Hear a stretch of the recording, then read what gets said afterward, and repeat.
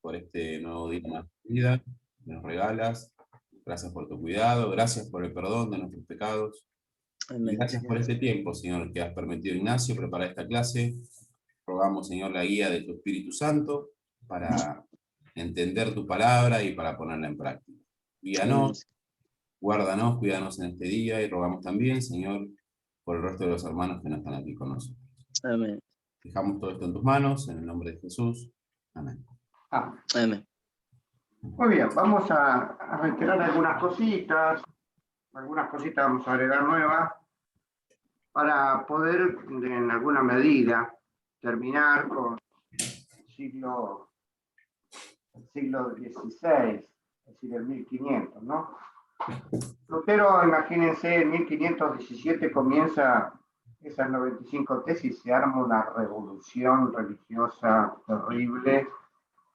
Era como una mecha de pólvora encendida, corría por todos lados, especialmente en Suiza, en Austria, en Alemania, en Países Bajos, lo que sería Holanda.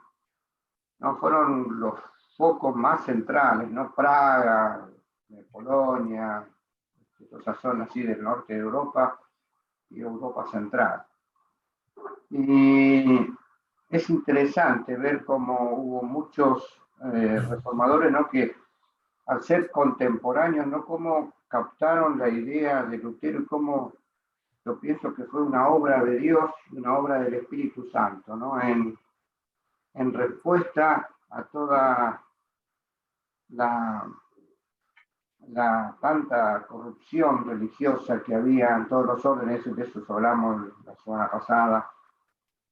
Y también ahora se va a revitalizar la acción del Espíritu Santo, o sea, saliendo de los claustros, saliendo de los monasterios, toda la era medieval, ¿no? Recuerdan, habíamos dicho que la espiritualidad estaba encerrada dentro de los monasterios, ¿no? Eran los monjes los que podían tener esas relaciones íntimas con el Espíritu Santo, esa relación interior, esa relación espiritual con Dios, y fuera de los monasterios, la vida del vulgo, la vida de toda la gente, era una vida independiente casi de la iglesia, donde la iglesia hacía más el temor que una vida devocional.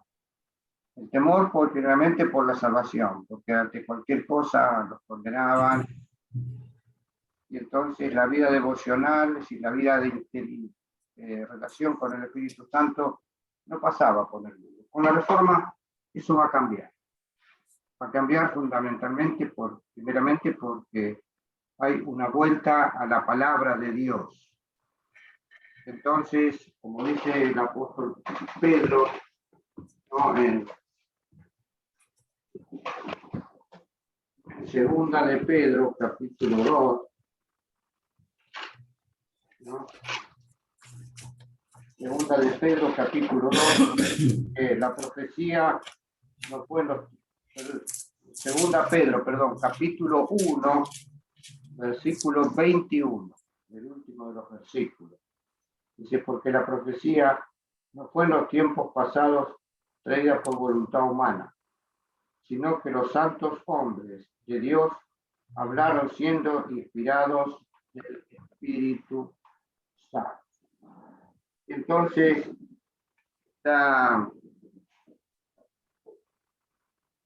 esta vuelta a las Escrituras, donde los reformadores, especialmente Lutero, en el cual se consideraba que un teólogo netamente bíblico, consideraba a la Biblia como lo que hemos leído, como la palabra inspirada. Y a partir de allí podemos afirmar que comienza todo este movimiento.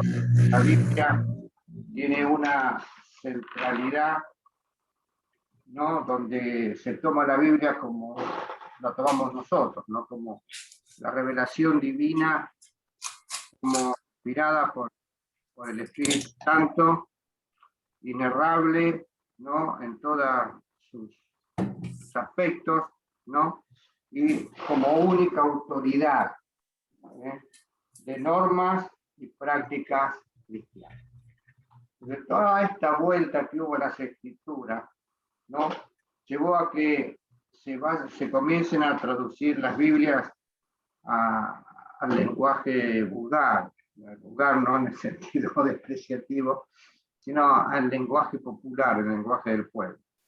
Y aparece la primera traducción al alemán, ¿no es así? Hecha por Lutero en el 1534. Y después aparece una versión francesa, que Calvino la toma como base en el 1535, ¿no?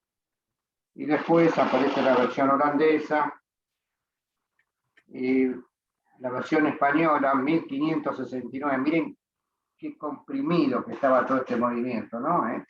40 años después de la Reforma, ya el trabajo, ¿no?, de Casiodoro de Reina, ¿no? Es interesantísimo ver cómo este hombre que fue un monje que fue cautivado, ¿no?, por el espíritu de la Reforma, lleva esa traducción escapándose, ¿no?, y llevando toda la traducción actual, ¿no?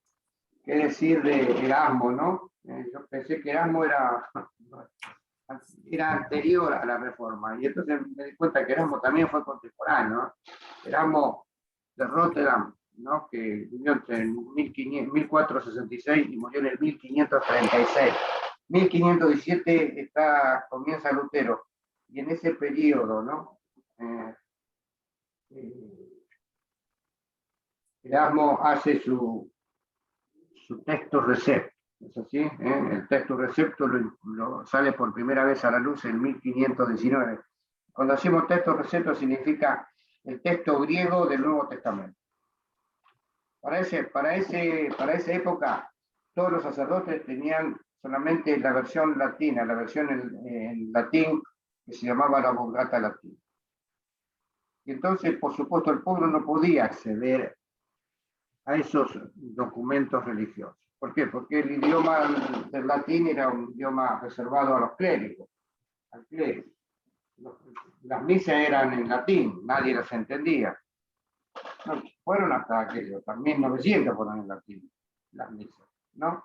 Y entonces, la espiritualidad, la manifestación del Espíritu Santo, no se daba en el pueblo. Ahora, con el advenimiento de los reformadores, con la actitud que tenían todos estos reformadores bíblicos o magisteriales, perdón, como se llama así, de que el magisterio de la enseñanza que tenían, tanto Lutero, Zwinglio y Calvino, ¿no? Todos también fueron contemporáneos, para que más o menos veamos la idea, ¿no? Zwinglio, en 1483 nace Lutero, en el 1484 nace Zwinglio, ¿no? Zwinglio muere en el 31 y Lutero en el 1546. En 1509 nace Calvino, otro gran reformador, ¿no? Un hombre que nunca fue ordenado sacerdote. Los otros generalmente eran sacerdotes. En cambio, Calvino nunca fue sacerdote, ¿no?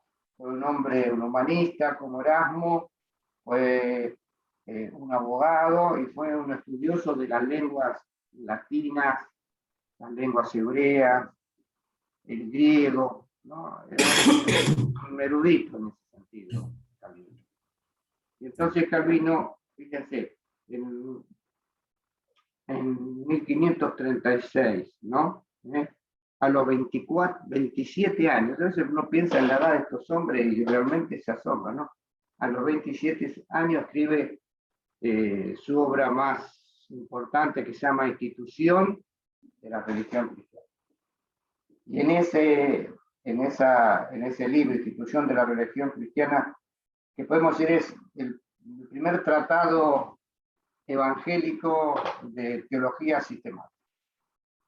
Y él establece ahí la relación de Dios, así como Tomás de Aquino, como San Agustín habían escrito sus tratados de teología, ¿no? Uno en el 400, uno en el 1100. Ahora en el 1536 aparece este tratado de Calvino, donde también él le va a dar una relación importante al Espíritu Santo. Tanto Lutero como Calvino, como Zwinglio, ambos, estos tres hombres de Dios, podemos decir, hay muchos más. Los formadores hay una lista interminable. Pero solamente tomamos los que más se destacaron. Lutero, porque fue el principio y estableció la iglesia luterana. Y luego, tanto Zwinglio como Calvino establecieron la iglesia reformada. Y la iglesia reformada es una iglesia que fue la iglesia oficial de Alemania, de Holanda, de Dinamarca, de casi todos los países al norte de Suiza mismo, ¿no? Entonces esta iglesia reformada fue un poquito más que la iglesia luterana.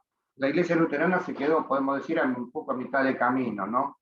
Porque no se pudo desprender totalmente del catolicismo. Y entonces le quedó la consubstanciación en vez de la transubstanciación en la misa. No vamos a hablar de eso, se nos va a ir el tiempo. Y también le doy como cosas básicas, ¿no? Le dio que se quedó con el bautismo de los niños, cosa que en las otras iglesias evangélicas eso cada vez se fue separando más hasta transformarse en el bautismo solamente de la gente mayor. Pero tanto Calvino como Zwinglio como Lutero, ellos tenían una profunda relación con el poder del Espíritu Santo en el pueblo.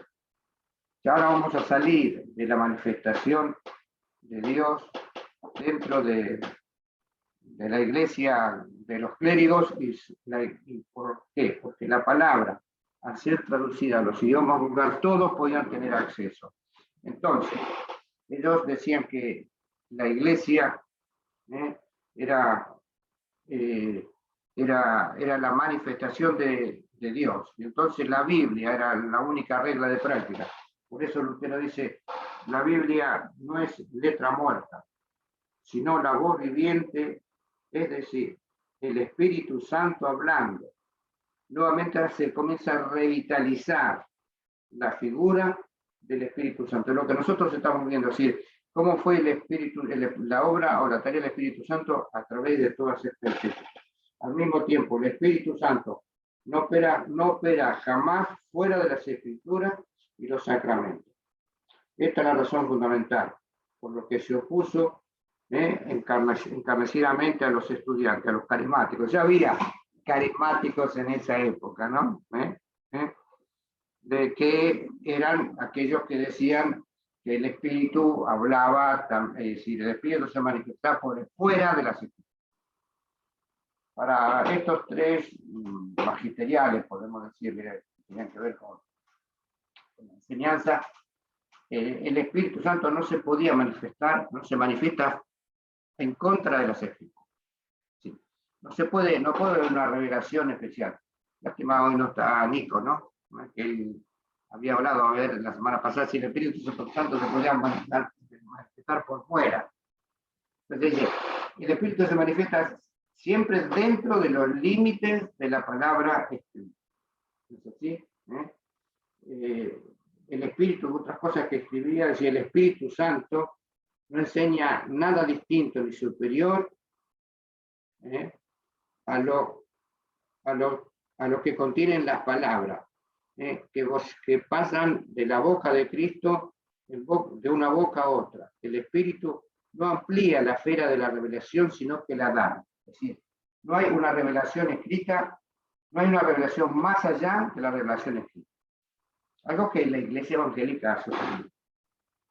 Si bien aparecieron, pues vamos a charlar un ratito sobre eso, sobre otros movimientos, donde iban más allá, ¿no es así?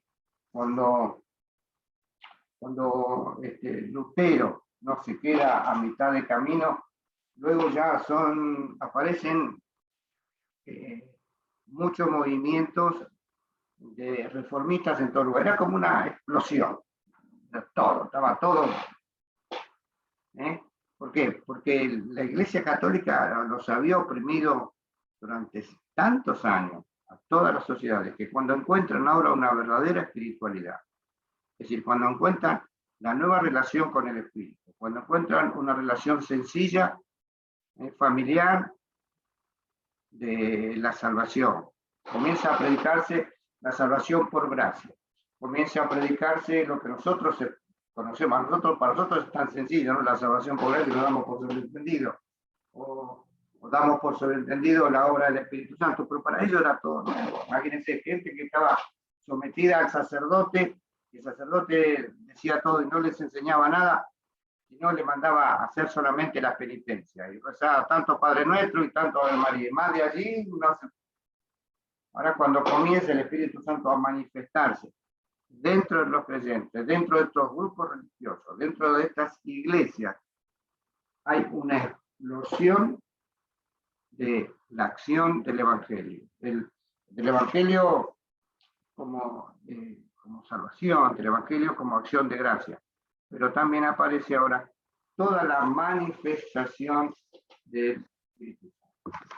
Podemos, en alguna medida, ¿no? Fíjense lo que escribía Martín Lutero, ¿no? Es interesante. Estas cosas fueron escritas hace más de 500 años, ¿no? Sí.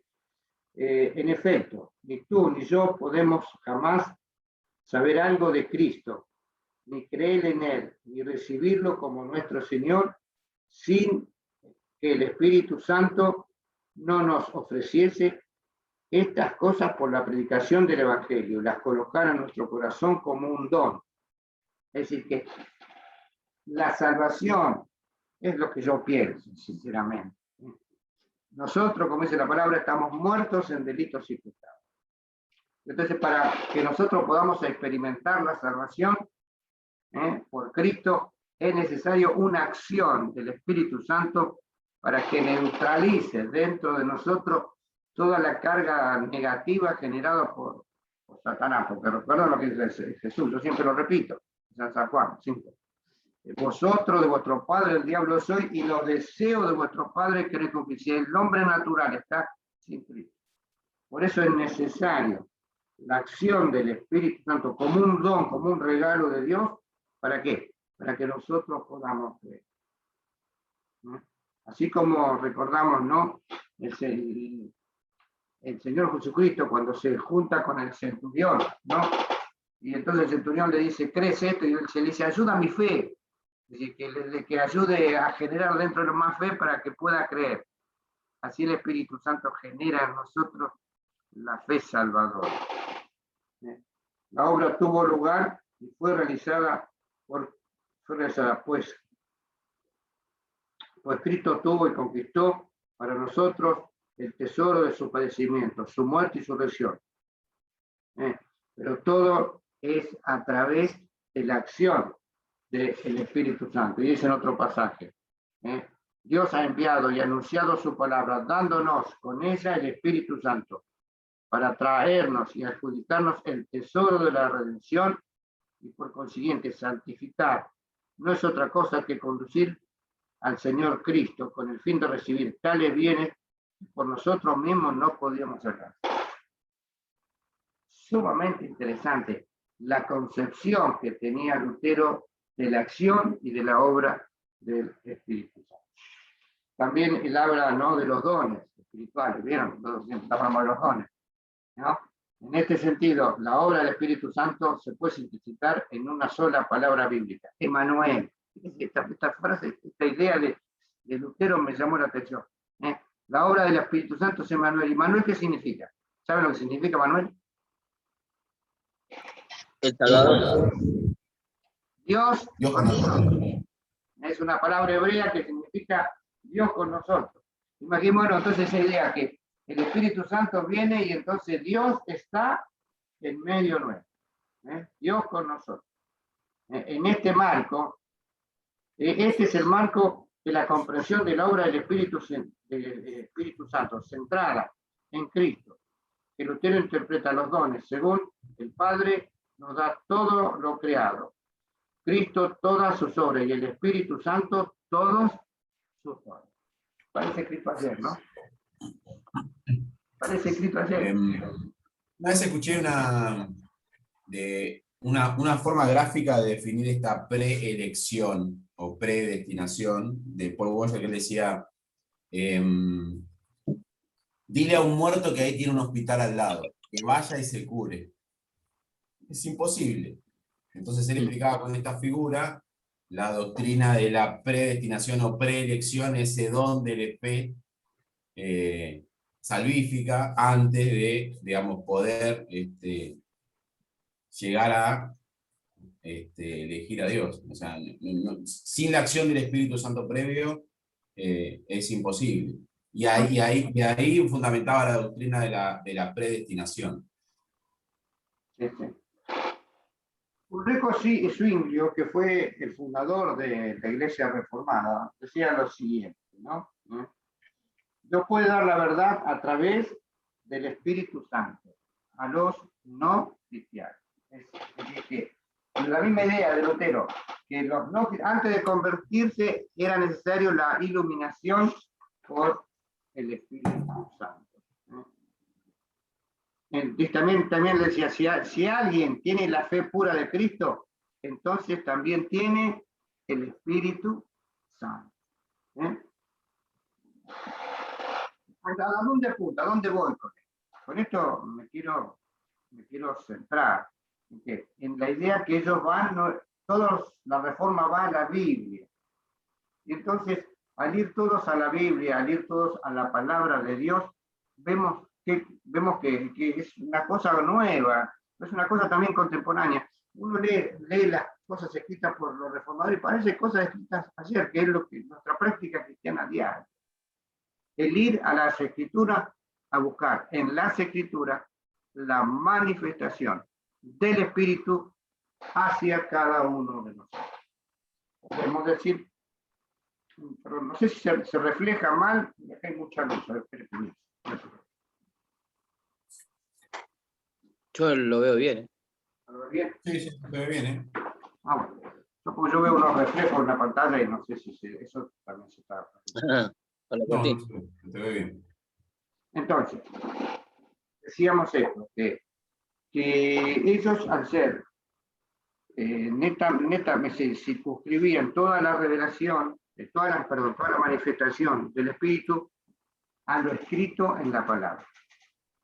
Y cualquier otra manifestación del Espíritu que no estuviese sujeta a la palabra era rechazada. ¿Por qué? Porque en esa época también hubo excesos de todo tipo. Hubo excesos, comenzaron a aparecer grupos religiosos por todos lados. Y algunos eran podemos decir, sin una preparación religiosa, pero cuando les llegaba la Biblia en el idioma nacional, comenzaban a leerla, y como nos pasa a nosotros, comenzamos a leer la palabra, y entonces cuando leemos la palabra y vemos la realidad religiosa que nos rodea, comenzaron a decir, bueno, esto está mal. ¿Sí? Y entonces, podemos decir, cuando Zwinglio vio todas estas cosas, que Zwinglio, si bien era un hombre preparado, pero ¿qué hizo en Suiza? Cerró todas las iglesias católicas. ¿Es así? ¿Por qué? Porque transformó, ahí no sé ya, es decir, en Suiza fue la primera nación netamente protestante, porque después Calvino fue el gobernador de Suiza, ¿entendemos? Y entonces, allí había una plena libertad religiosa, pero en esa plena libertad religiosa aparecieron excesos, de los cuales está siempre en Suiza hay una estatua a Tomás Servet, ¿no? Y este Servet, o Miguel Servet, Servet, ¿qué fue? Fue un cristiano muy radicalizado que se opuso a Calvino, ¿no es así? Y quería hacer una revolución, entonces lo consideraron un hereje y lo condenaron. Es el único muerto que tiene el protestantismo en el 1500, a contraparte de la Iglesia Católica, que tiene de cientos de miles y miles de gente que mataron solamente por sus pensamientos religiosos. Calvino fue un hombre de Dios, como dije, que estableció la religión cristiana, ¿no? En su forma, le dio forma al protestantismo, le dio forma a la iglesia evangélica. Y así que casi muchas iglesias evangélicas de hoy, ¿no? Se dice que son calvinistas. ¿Por qué? Porque toman como base de todas sus doctrinas la interpretación calvinista de la palabra, especialmente en la relación con respecto a la predestinación. Calvino decía que el centro de la Biblia era la carta a los romanos. ¿Por qué? Porque la carta a los romanos era el desarrollo teológico, ¿no? Con respecto a la salvación por gracia más clara. Y también a la manifestación del Espíritu Santo y a los dones del Espíritu Santo.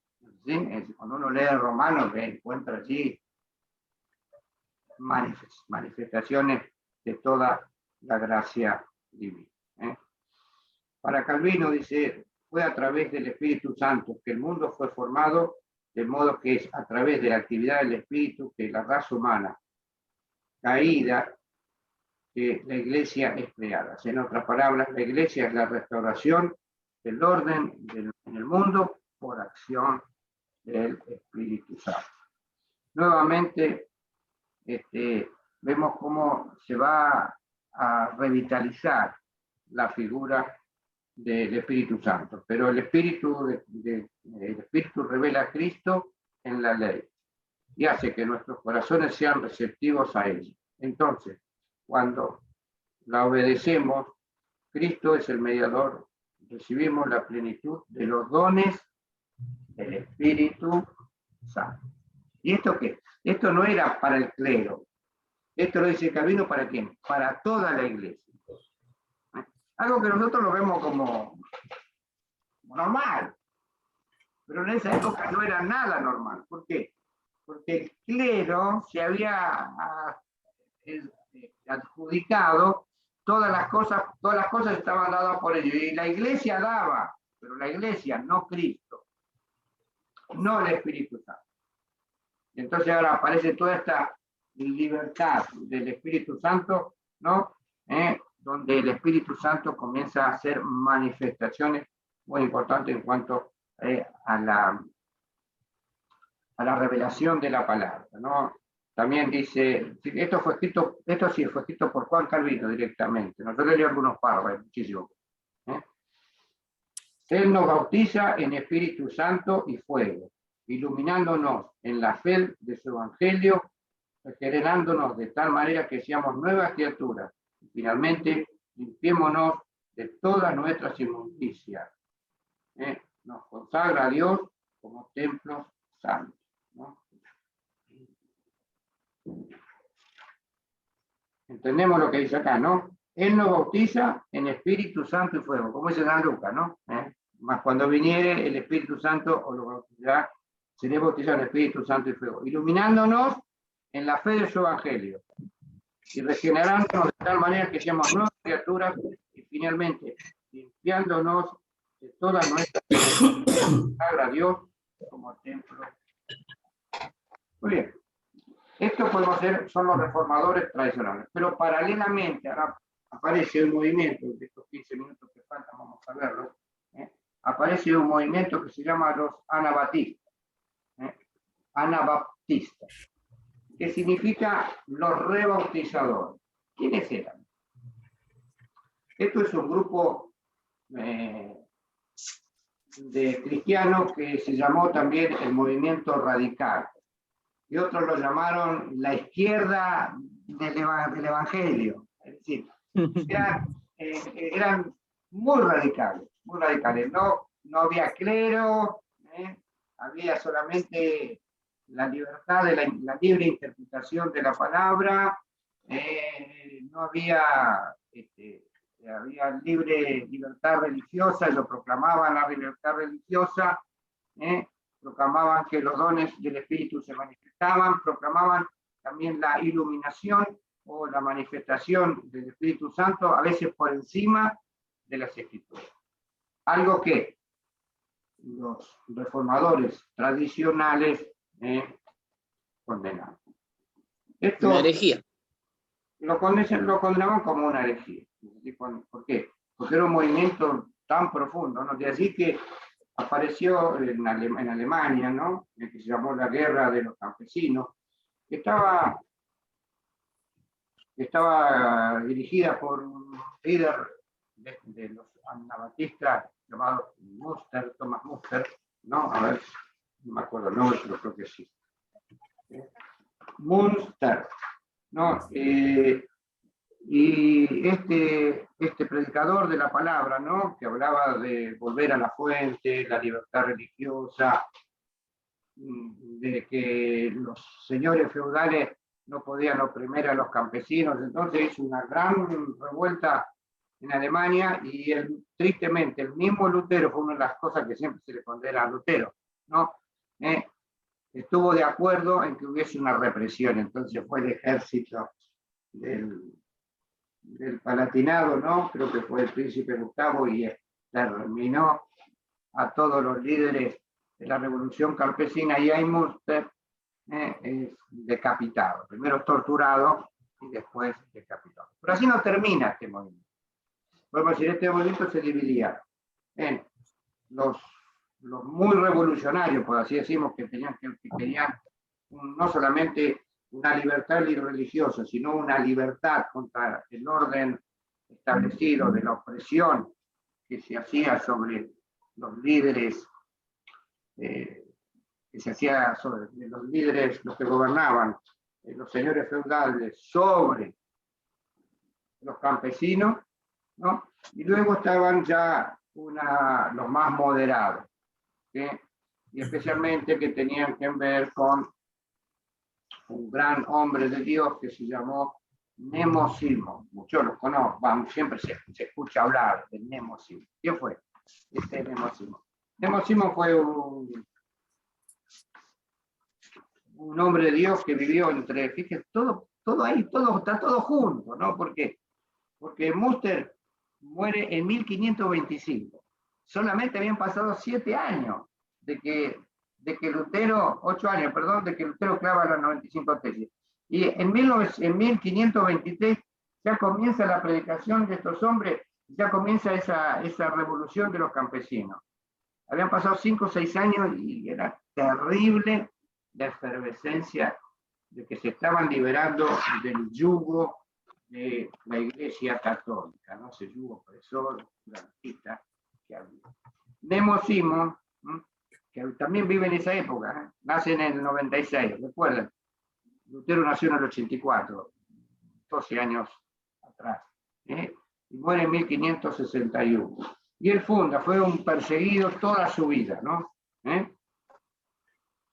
Fíjense lo que él decía de todas estas cosas, ¿no?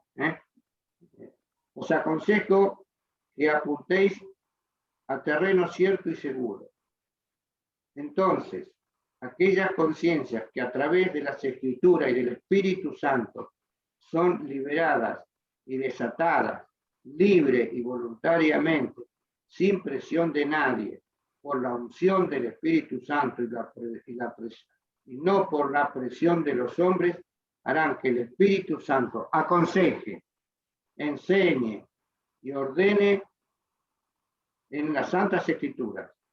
Porque yo sé ciertamente que todo el que obedece al Espíritu Santo con corazón fiel, nunca será avergonzado. Y esta declaración, ¿no?, de la acción del Espíritu Santo, en 1550 estamos hablando. ¿No? Entonces, Nemo Simón fue perseguido, no fue un anabatista, un rebautizador, porque fue a las palabras. Entonces era anti, es decir, él no creía en la revolución armada, era un pacifista, creía en la verdad de las Escrituras, creía en la acción del Espíritu Santo, ¿no? Como hemos leído, esto parece que fue ayer nuevamente, fíjense, se lo leo de vuelta, ¿no? Os aconsejo que apuntéis a terreno cierto y seguro, en aquellas cosas, en aquellas conciencias que a través de las Escrituras y del Espíritu Santo, es decir, a través de las Escrituras y de la acción del Espíritu Santo, nuestras conciencias van a ser liberadas y desatadas, libre y voluntariamente, sin presión de nadie, por todo lo que ocurría de la iglesia oficial, por la unción del Espíritu Santo, es decir, el Espíritu Santo obrando dentro nuestro, no por la presión de los hombres, harán que el Espíritu Santo, fíjense, nos aconseje, nos enseñe y ordene en las Santas Escrituras, porque yo sé ciertamente que todo el que obedece al Espíritu Santo con corazón fiel, nunca será avergonzado. ¿Aquí está hoy? Hoy lo escribimos, hoy podemos estar de acuerdo con Nemo, por supuesto, yo estoy de acuerdo. Plenamente, que el Espíritu Santo hace esa acción en nosotros, liberándonos y dándonos una conciencia de fidelidad a Él, de fidelidad a su palabra. Nemo, su perseguido, ¿no? Se escondía, llevaba una imprenta a cuesta. Interesantísimo. Él iba de ciudad en ciudad y siempre estuvo en la oscuridad. Él fue porque lo buscaban por todos lados para matarlo. ¿Por qué? Porque de ahí salieron los Amis, todas las montones de grupos religiosos, ¿no? Muchos, hasta los bautistas, tienen raíz en Nemo Simons, ¿no? Los bautistas, los metodistas, los presbiterianos, y una cantidad de grupos religiosos tomaron las ideas de este gran hombre de Dios, de este gran reformador, que era un pacifista, que era un hombre que creía en la acción del Espíritu Santo en nosotros, y de una persona que pensaba que el Espíritu Santo nos protegía y nos santificaba. Y entonces con él comienzan a aparecer las comunidades cristianas. En todos los lugares de Europa se van fundando comunidades cristianas, gobernadas por la acción del Espíritu Santo en medio de la comunidad. Vieron como los Amis, que tienen una comunidad separada, no en la actualidad. Bueno, eso viene desde esa época. Pero también en todas las regiones de Europa, en Moravia, en Alemania, en Polonia, aparecían grupos religiosos que eran creyentes 100%, donde el Espíritu Santo se manifestaba en plenitud en medio de ellos. Ya tenía la Biblia en alemán, que les ayudaba a interpretar, y entonces ellos creían en lo que dice acá, que el Espíritu Santo nos enseña, nos aconseja y nos ilumina. Y con esto termino. Ellos comenzó a creer en la iluminación.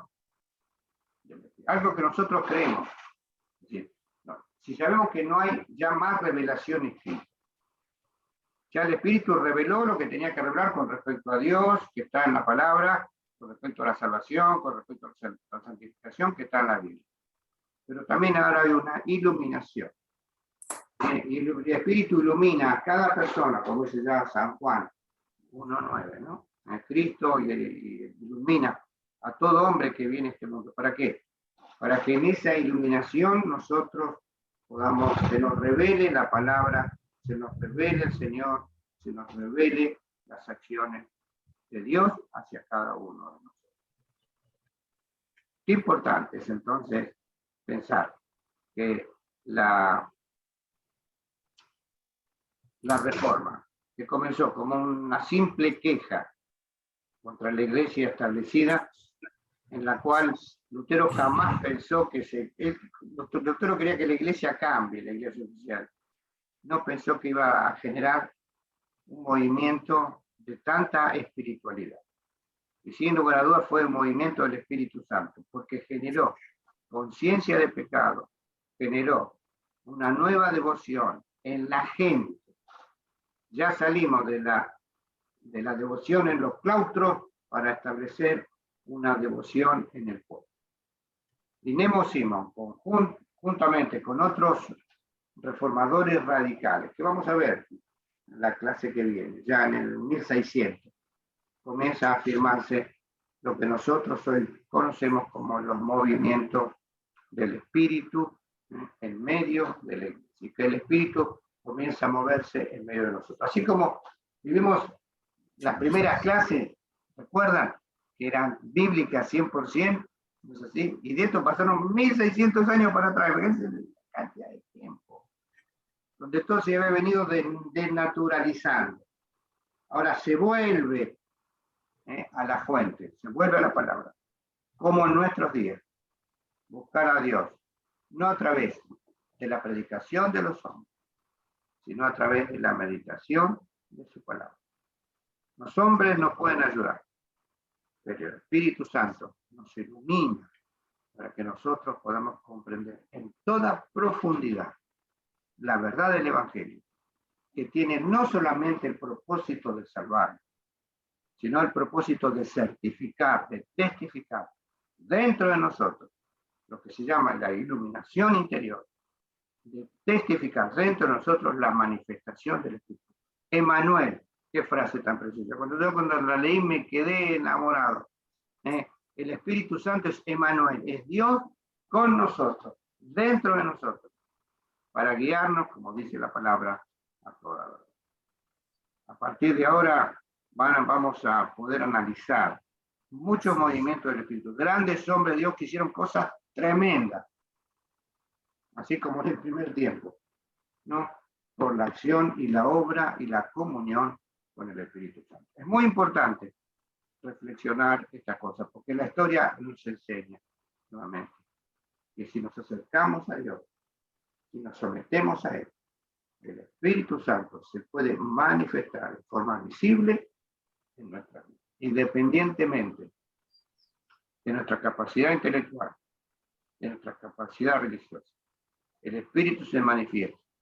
Y como dice allá, Isaías 58-59, al corazón contrito y humillado, no despreciarás tú, Dios, porque yo habito en los cielos de los cielos, y también es la parte anterior de este texto, porque yo habito en los cielos de los cielos, y también habito en el corazón de los que oran. Qué interesante, que el Espíritu se puede manifestar en cada uno de nosotros si estamos dispuestos a buscarle con todo derecho. Muy bien, hermano. Que el Señor nos bendiga. No sé si hay alguna consulta, pregunta, manifestación, crítica. Se acepta lo que venga. Por mi parte, no. A leer. A leer. A leer, bueno. Bueno, busquen, lean, y después, en todo caso, me lo comento. Muy bien, chicos. Que el Señor... Bueno, gracias, Ignacio. Bendiciones. Ignacio, buena semana. Bendiciones, Ignacio. Gracias.